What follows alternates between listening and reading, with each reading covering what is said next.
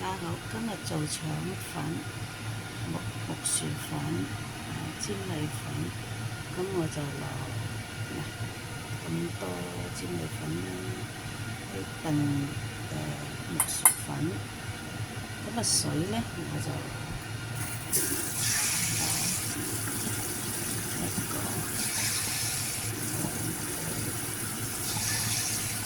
好得啦。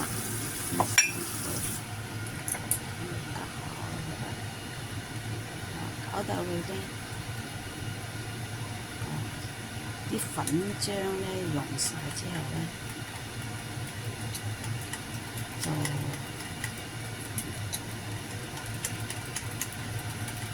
粉漿溶晒啦。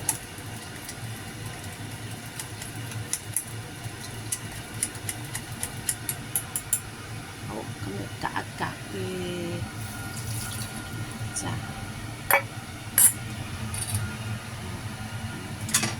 呢度咧就有啲粉漿，咁我就呢度個水滾之後咧，個盤嚟就搽啲油啦，搽啲油。咁我而家整啲粉漿落去，佢要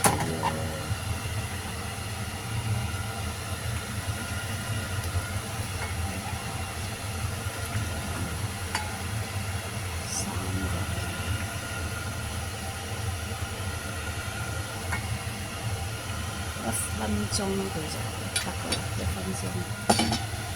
水滾之後1分鐘，佢一陣間要走，1分鐘，蒸1分鐘，因為佢就水滾之後就要蒸1分鐘。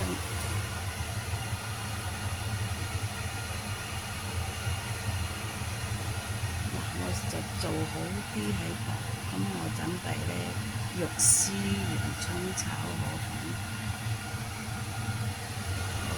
睇睇先，蒸到佢起泡咧就得㗎啦，嚟得，一陣蒸到佢起泡。